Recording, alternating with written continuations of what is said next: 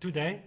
Last week we had a look at number 7, and I have to admit I didn't know the piece. For those of you who are new, I have heard the Sinfonia songs sometimes, but not too much. I'm mainly focused to my own practice and the things I'm practicing and working on.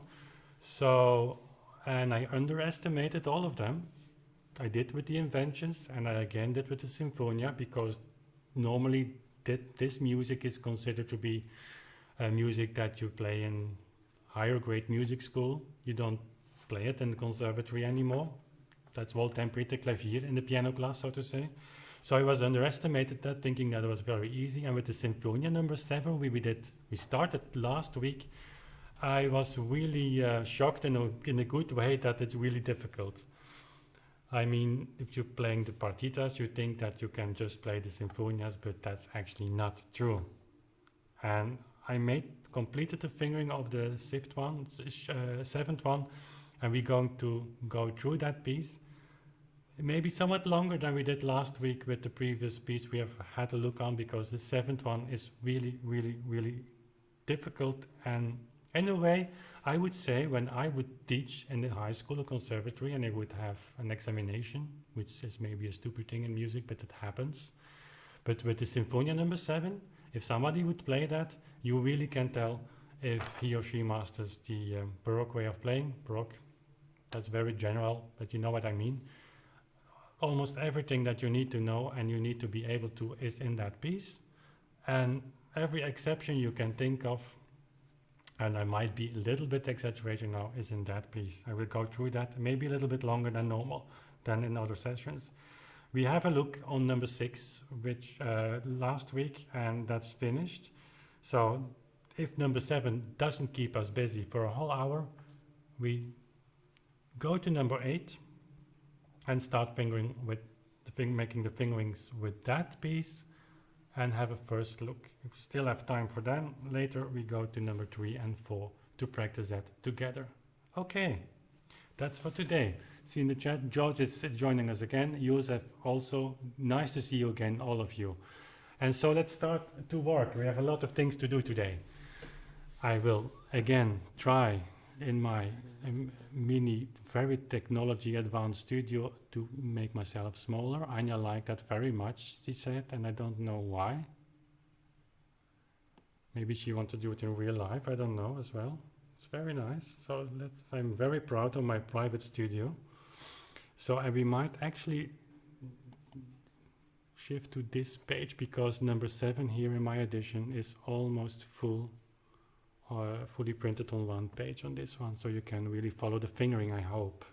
There is a button, a gear icon to set the quality, and sometimes YouTube is pushing you towards a lower quality. You can upgrade that if things are not clear. Irutuon, if I pronounce that correct, welcome here from Minnesota. It's actually great to have you all here. Okay, there we go. Number 7 is a wonderful piece, one of the greatest pieces of music maybe ever written. It's incredible music. They all are, but this is really special. I will play it very slowly. I will be rambling a little bit and talking about that as I see things that needs to be clarification. If you have questions, leave them. Leave them also in the chat or in the comment boxes when this video go online. I will read that and come back to you. We have some questions if we come to that, and otherwise it's for next session. There we go. So the first thing is difficult. The first octave is not, you go down, you go up. We talked about that last time. So you have this. And then you have the right hand, the start of the motive, which is a downwards. So going up and down at the same time. We could talk about technique, but we will focus on fingering now.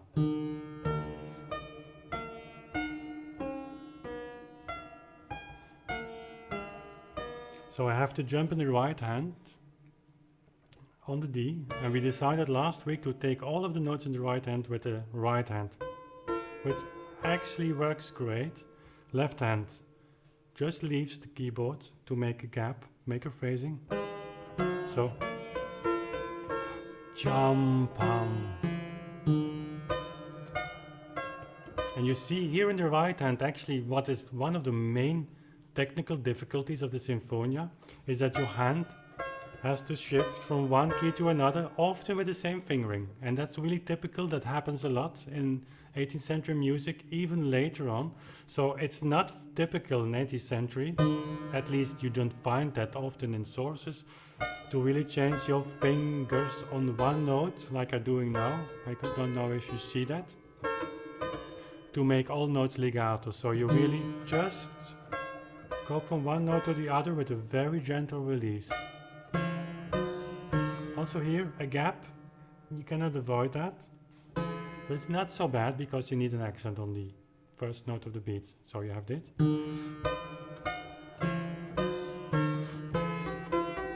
Also here. Normally we would like to have this as a melody, but I have to release the C sharp because I have to reach the F sharp.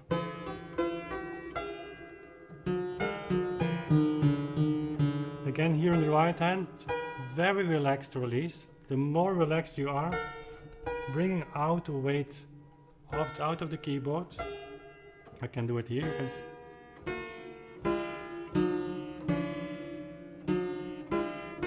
Actually, it's a good exercise.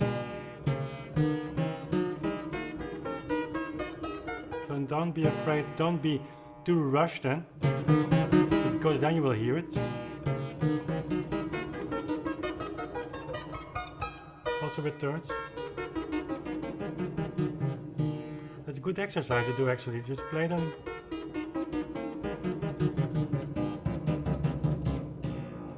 And on an historical keyboard or a copy it works great, as long as you release the key very, very softly. So here we have it again. Jump in the left hand, no problem because it's theme entrance. And this fingering is really exceptional. So 3-1 on the D sharp, F sharp, 4, 5, and then I go over my fifth finger, which you will seldomly see in 18th century sources. And Jim asked me, I don't know if he is now present on the live stream, asked me if you could just skip of just have a fifth finger, then fourth finger and fifth finger. That's unavoidable in this kind of music. So you have theme entrance in the alt voice, and then in the right hand you do two things at the same time. So theme entrance left hand and right hand. It's not really theme entrance, but the beginning, the quarter interval, is something you really recognize as really characteristics for this piece, so you have to pay attention to that.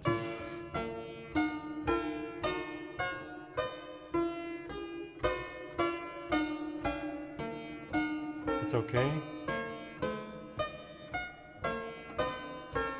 Here I do make an exception because in the right hand and the third, so 4-1, 5-3, 4-1, and then 3-2, which is actually normal. And I do that, I don't play them with the same fingerings as I was demonstrating you at the beginning, or a few minutes ago, because of all the half notes, or the upper notes.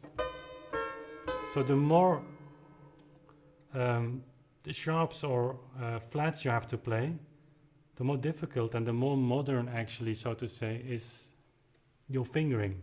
And that's what Bach did. He expanded that to a new level, actually. So everyone who is saying to you that J.S.BACH was a really old-fashioned composer, which often hear, that's actually not true. Certainly not as a player. He did, however, of course, emphasize polyphonic writing, and that got a little bit out of the mode, of the trend, but doesn't mean that what he was doing within that was really, really advanced. So 5-3, 4-1, 3-2, and that feels very normal, very good for me. 3-1, that's okay. 5-2, also here on the right hand, it's a little bit far on the screen, but you can see it, I hope. Go to 5-2. So it's actually only one voice, that's the alto voice here, that I can play a little bit so-called a little bit legato, so to say, cantabile. So I make a compromise on the right hand to go to the F sharp. And it's actually not bad. So this gap is really, can be very, very normal. And otherwise you make the suggestion of playing legato.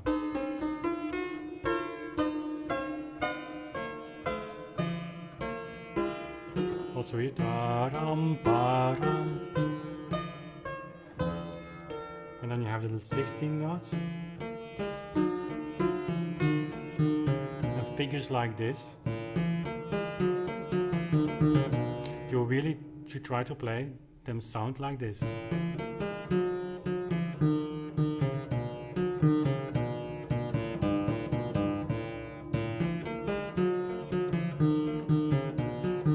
So by making them a little bit longer on harpsichord, that's the way you do that, because you don't have the ability to give an accent. And if you don't want to give an accent on the clavichord, you just also make them a little bit longer.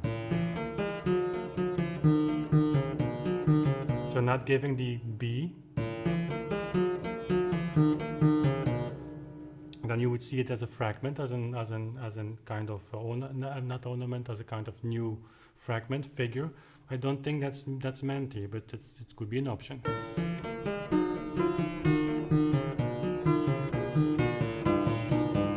Also here, and now the right hand goes to the 5th finger and the B, I think, because you have the quarter interval, and then go to 1 and 4, really turning the hand towards the black keys, the white keys here, the upper keys. Going to the, this is really very modern at that time. So you have this grip.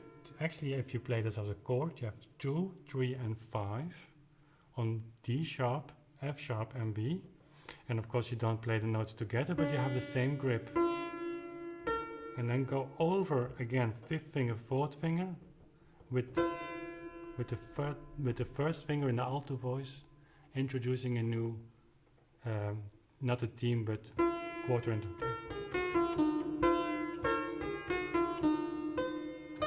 5th finger on the E, difficult jump, because now I have to take my 5th finger, if you see it here, to the D, without making too much of an accent, because here I have the E and the D.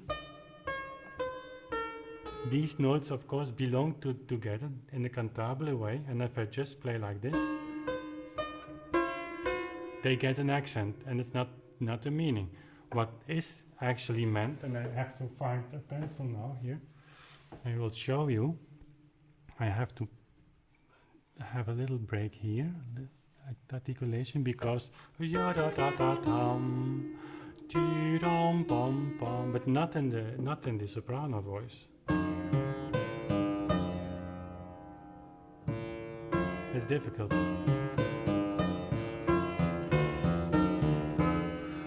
So only in that bar, many difficulties are combined together within the left hand 16th notes that shouldn't rush and also be very cantabile.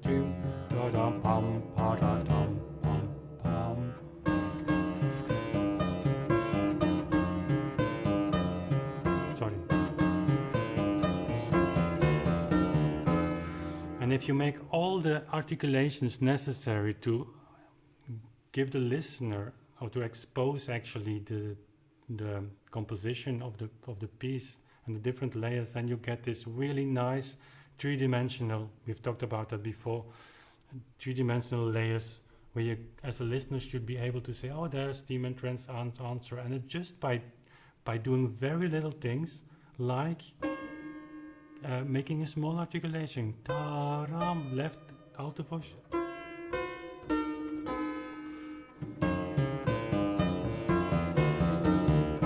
Jump in the left hand is no problem because it's a kind of fragment, but in the right hand I have to turn my hand on the A sharp because I have to go to the F sharp, which is really difficult, certainly on clavichord.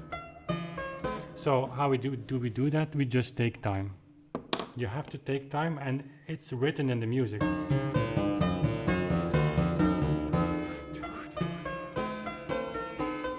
And then we are here, I hope you can follow.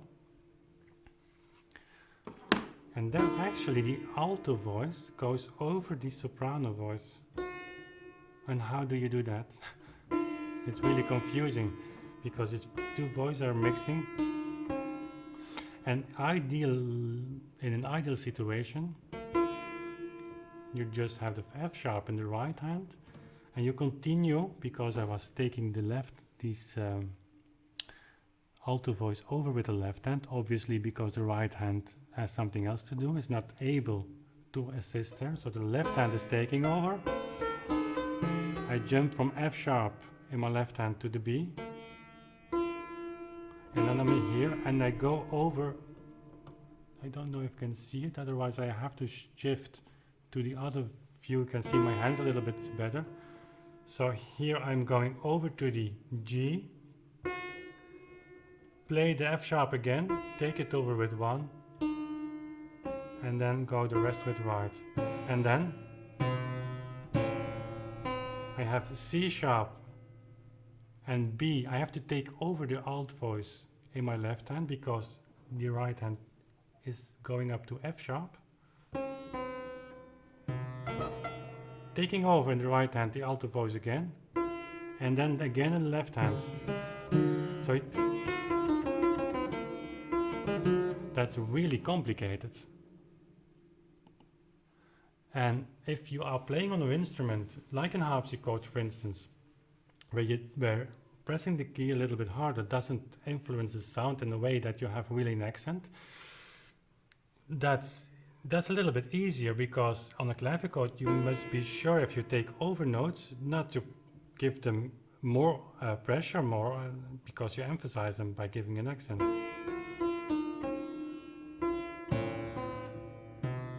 And no way that you can escape a little gap here. I mean, don't rush to the F sharp, because if you do, you in one way or another you will hear. I try. You will be too early, and the note will have an accent, and it is a theme entrance. It's not a theme entrance, but it's an entrance of an important voice. So you can take a little bit of time. It's nice actually.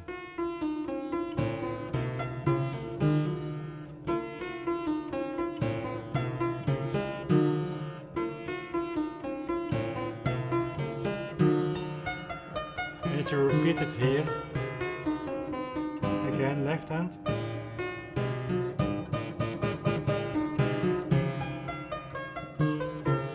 And then in the right hand, again here, first finger on the upper note. But a really awkward way of playing these two notes. You wouldn't do that in any other circumstances, but you need to do that here, because you don't want to break that melody. Actually, it's that. And then there is no other way as to play this note, this fifth note. I can actually go a little bit closer. Might be easier for you to follow. With the fifth finger, because the right hand has to assist again the alto voice. So I go from here, take the first finger on the F sharp, fifth finger then on the F sharp and the soprano. Then there's no escape here from a third finger, I think, which is really awkward because you have to play it very far on the key, but the hand is really trying to, I'm trying to play it as close to the front of the key as I can. And then I play the A, but then I have to go to the G with the fifth finger, which is really difficult because I have 1 and 5 on the same, next to each other. The first finger on the F sharp, fifth finger on the G, and that's, you won't find that with J.S.BACH, for instance, in this book on keyboard playing. This is, for that time, the highest level you can imagine. And then, of course, it's easier.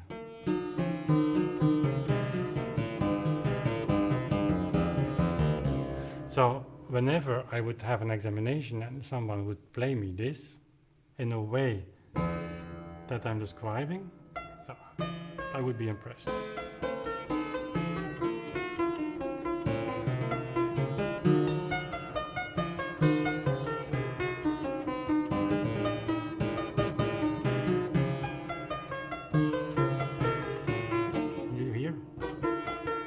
It's difficult.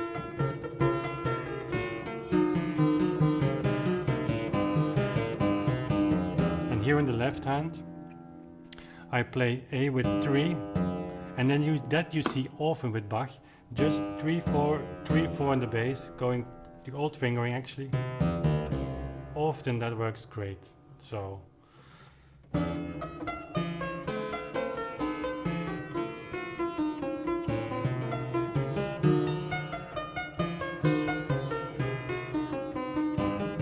And automatically, maybe I shouldn't do that actually. Or maybe it's something that you can do, however, is make a little arpeggio. And arpeggios can save you from failure often, really. And I think sometimes if you play things like that, maybe it's meant to do that. I show you. Here.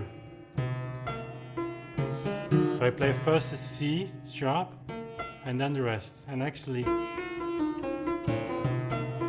I play the C sharp maybe even a little bit before the beat, which is a great sin in Baroque music, but that's the fun part maybe. And if you play the B a little bit too early, it feels as if you make an arpeggio. And I think it works.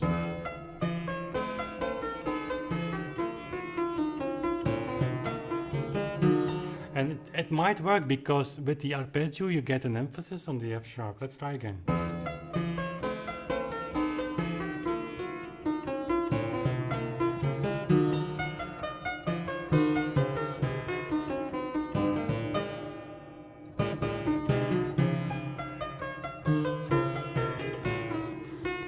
And again.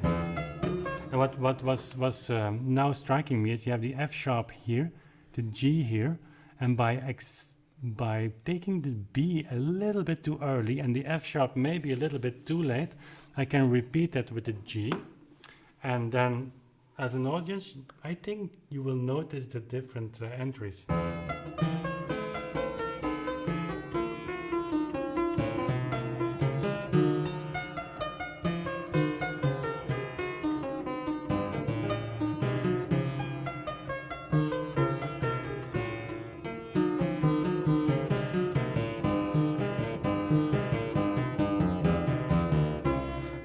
Then it's a little bit, then it's a little bit more easy and relatively spoken.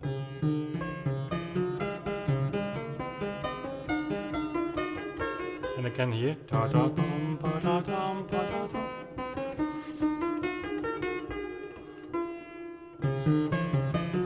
Of course, theme entrance on the right hand.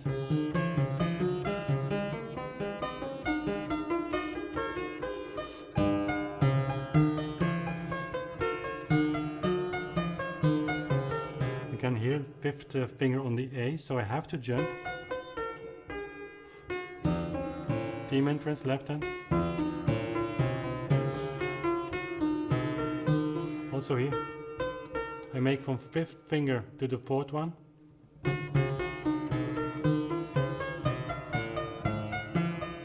Alto voice.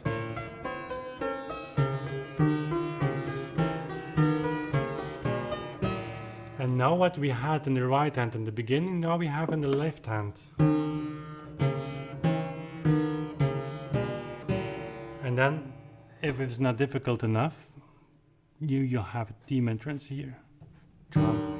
And if that's not difficult enough, the bass note should be tied, because that's the ending. So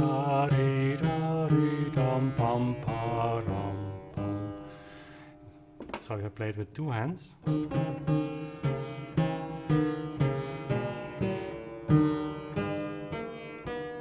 So that needs to be done in one hand.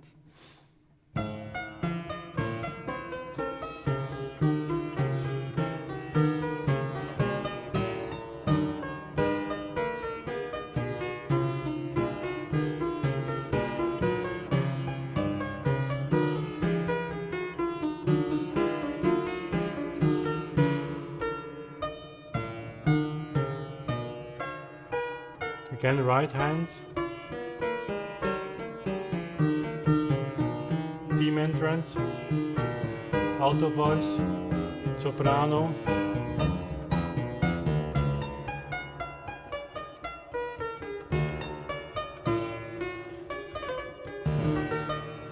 So yeah, okay, we've been busy 30 minutes now, and I'm sorry I couldn't see the end of the passage. I switched to the piece. I switched to the other view, and normally in my hyper advanced studio environment here, you should be able to read it now a little bit. Okay. So this number 7 is really, really, really, really difficult. Let's try it just one more time from the beginning, and I don't be talking that much now, and see how it works.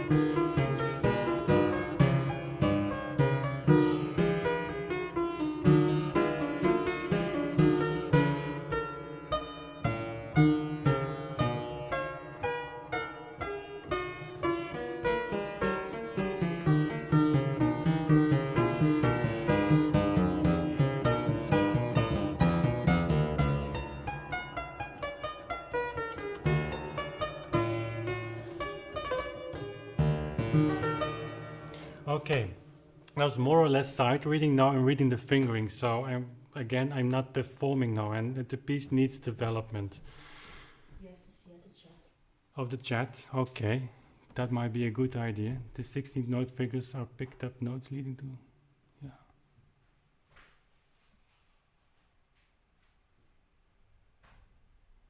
Okay. So the accentuated notes in the figure are arpeggiations of chords. Yeah, actually, that's really true. Yeah, and you said it in a better way than I could. I should have said it like that.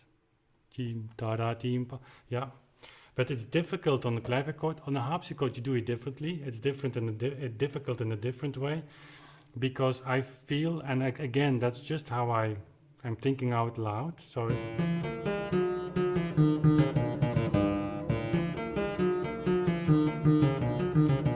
in some way or another, you should make sure that you see and that you. I'll just change it again here. That you hear this triad again. Actually, yes, without emphasizing the notes that are above too much, because then you get this.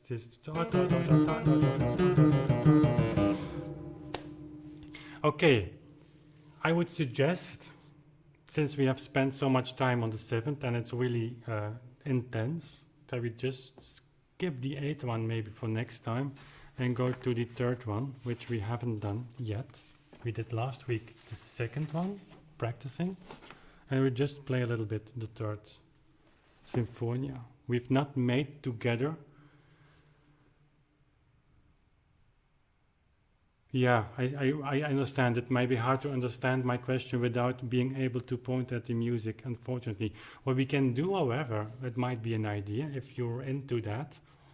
We can today record everything we do with our phones, upload that to, since you were probably subscribed to my channel, you have a YouTube channel as well. It's automatically created. If you upload that and see it as or leave the video as an unlisted video, so just the thing you wanted to point out or a question you have, you can send it to me through email, and I actually can find out a way to share that with the people who are watching, so that we can actually have your footage of the problem or the question of it, the thing you want to point out, like Iriton is now trying to do, and it's indeed difficult in words. Then we can share that. Might be an idea, why not?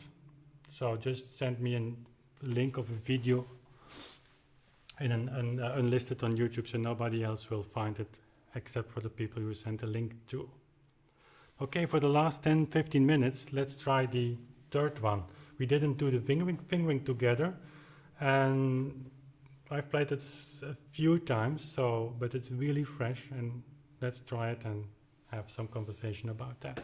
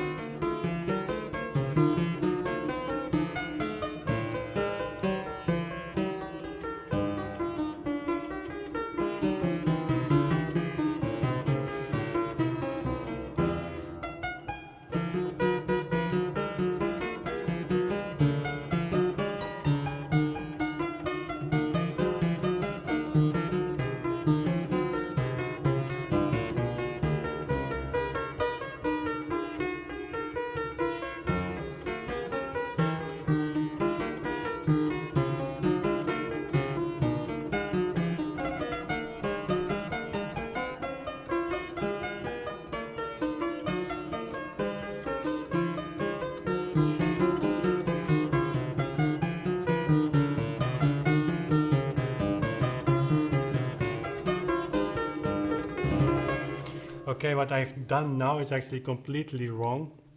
I should have... okay, nice. I should have played it much slower, and I was actually sight reading if I would be playing this in front of many people, which I'm doing now, but I'm studying this. So if I would be honest with you, this should be played a little bit slower while practicing, at least for me. And so let's do it again. And how do I feel that? Just share that with you, that might be of interest. I have to, while playing, search for solutions, read before, because otherwise the notes are not yet enough in my ears and my fingers and my motorical memory, so to say. So I have to feed my motorical feeling with reading, and I can only do that by pre-reading what I'm playing. And if I'm doing that too much, I'm actually not practicing. I'm just sight reading, and sight reading is not the same as practicing. Once the music has settled a little bit more, the notes disappear a little bit in a way that you know what's coming, and then you can try, I can speak for myself, can try to play a little bit with tempo, go a little bit faster, go a little bit slower. But now we're in the midst of practicing, so I should be very disciplined and play it not too fast.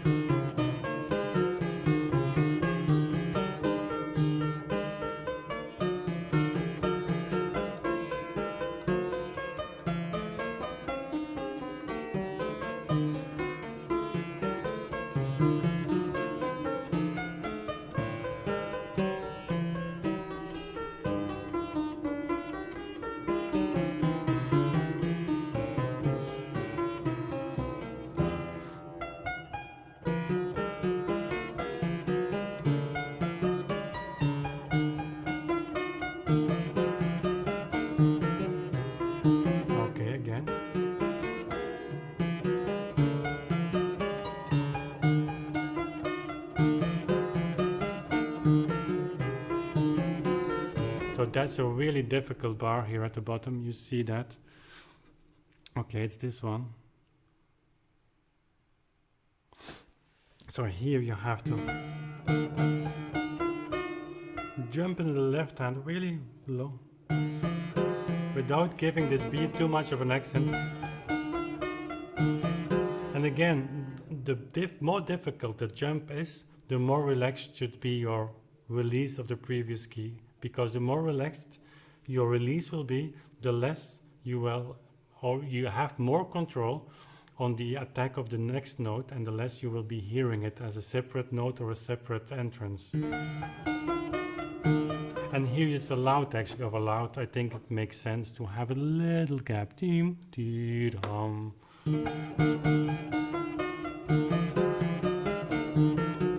And actually, if you do that, and notice it together with you, then you have these nice layers again. Dee-da, dee-da, dum, dee-da, dum, bee-dum, bee-dum.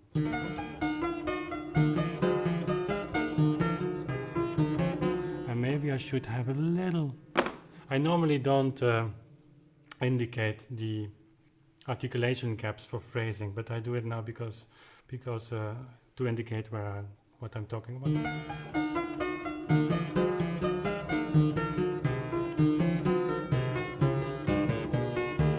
And then actually this becomes really wonderful.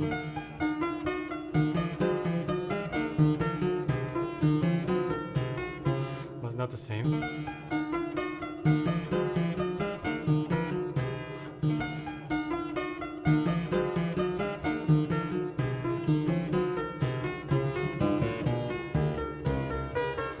That's really genius music, because he is doing it again here to go to the bass. So you have the whole two bars, and maybe even before yet starts here. Da-dee-dum, pom, pom.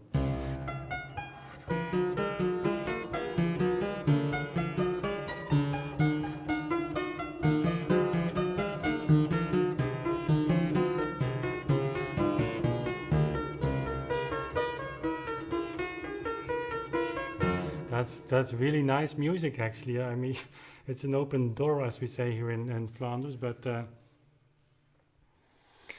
I must say, however, I was saying, and I was thinking out loud, that I was repeating this because I wasn't satisfied with it as it sounded. But the difference between making this sound in a way that it's really joyful, as if it is really easy, actually. Da-da-dum, bum, dee, da-dee-dim. Actually, it's very difficult because it depends on holding in some of the notes just long enough. I hope if I can show that. I try.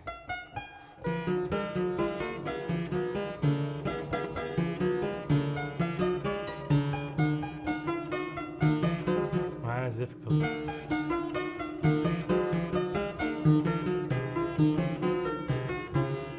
This has not the same working effect. Try it again.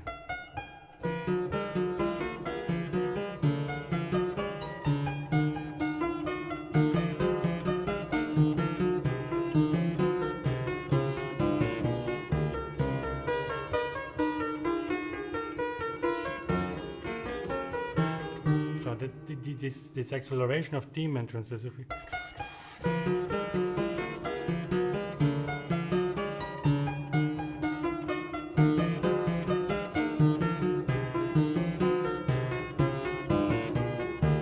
Better.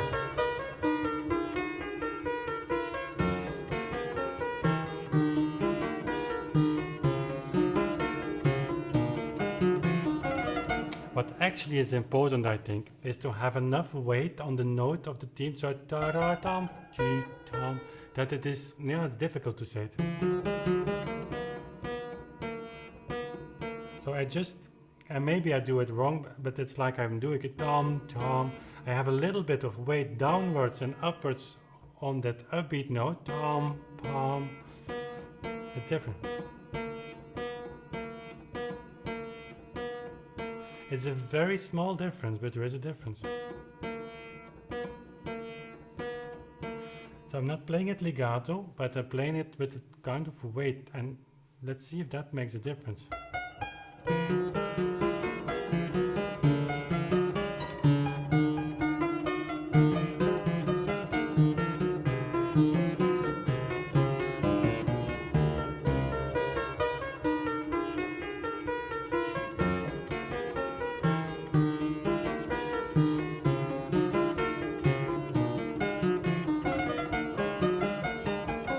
think so.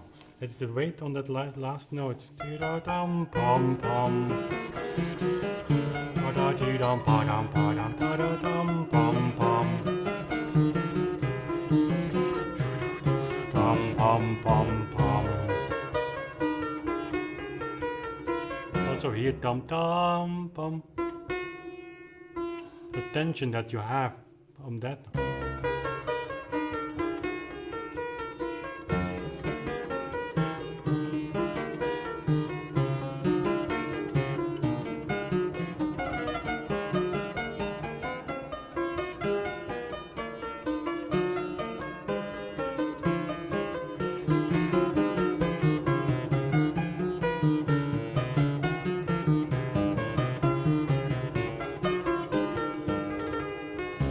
And that's something to close with, that I often feel that the division or the way you apply weight and relaxation actually, or touch, so to say, is sometimes enhancing the effect of the piece, and in a way I can hard explain, but you see it with this upbeat note just by giving it a little bit of down and up weight. I mean, that may sound very strange. Down, jump, pom. If you would sing it, jump, pom, it's not dump, pom, jump, jump. You actually translate that in your way of playing. And the clavichord is really sensitive and translating that into sound actually. And that can make and break a piece. And in this case, it's very important. In all music maybe, but here you have a very specific element of that theme. Da-da-deem, pom, pom, dee-da-deem, pom. Because it's gentle. Jump, pom. It's not dump, pom. Jump, pom. Okay. It's 10:15 here in Belgium. So the seventh one, I must say, made me a little bit tired. And now the third one also. We did a lot of work together. So really thank you for being here. I run through the chat if I see something, and again, so Millen is asked, which effect do you associate with Sinfonia number 7? That's a really good question. And that's completely unhistorical if I give an answer. I mean, it's not based on anything. It's E minor. I think Madison is describing effects, but what I feel,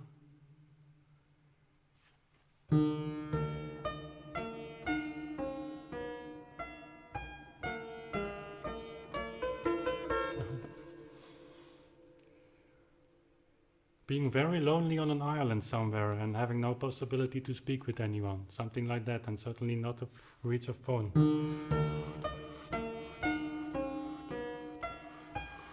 Very melancholically. Very introvert as well, speaking with yourself. So a little bit of dark green color maybe, if that's an answer. Okay, I see Anya's replying all of the questions, so it's wonderful. So lifting the finger slightly causes the tone to become lighter at the end? Yes, sure. So if and certainly with short notes, if I press a note, only down, if I go up, you hear?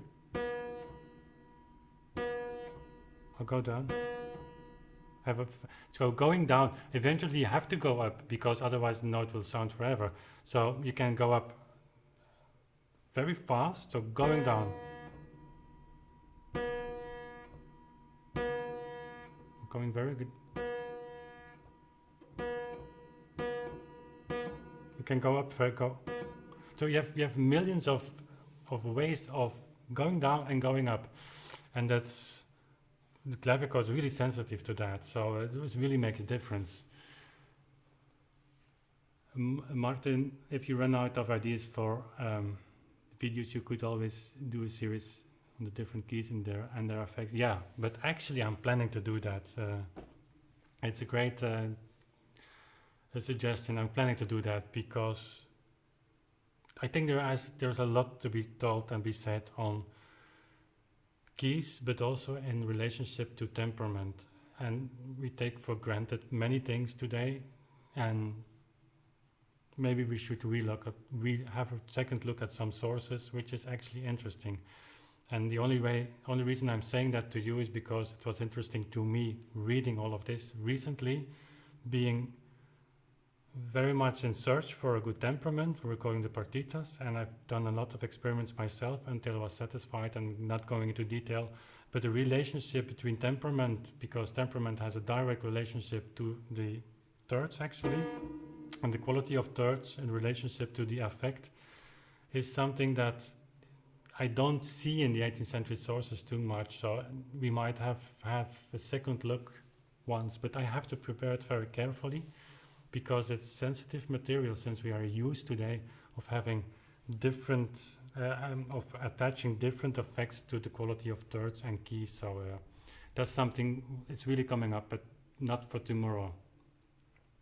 George is asking, it may be a lot to ask, but is there any chance for a PDF of similar of your fingerings for each piece? That's not too much to be asked, and honestly, what I'm going to do, maybe I've told that last week, I'm going to make an edition out of this, and actually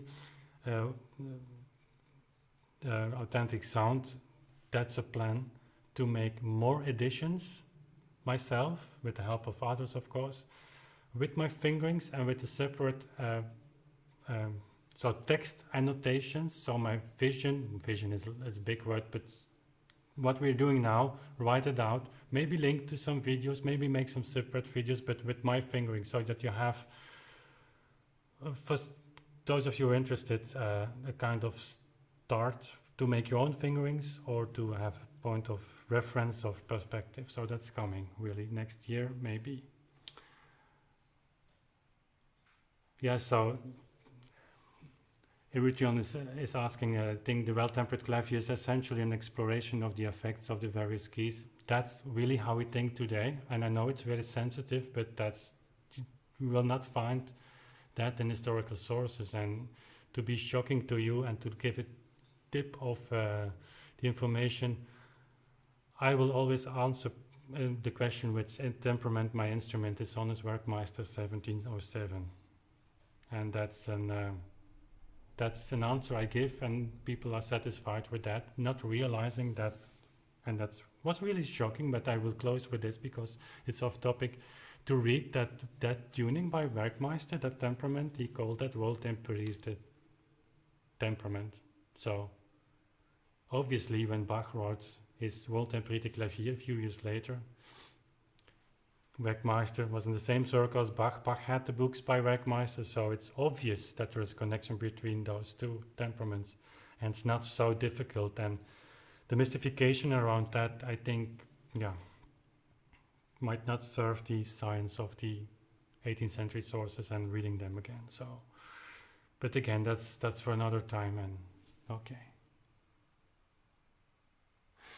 okay, guys and girls, I thank you for being here. If you have still questions, and certainly don't ask, you can ask, but on the temperament, I have to think how to bring that, because I don't want to be offensive to anyone, and I know it's sensitive to many, because temperament and characteristic of keys and all that goes with that is really close to many people's hearts and feelings, and there's no use in bringing something that can offend or that goes in directly. So I have to figure out how to bring that in a way that's opening minds and gets a discussion maybe going on. So that's the best thing. Okay, thank you very much for being here. Really, I appreciate it as always, and I'm looking forward to next week's number 8 and continuing with this. Have a good night, all of you. Bye.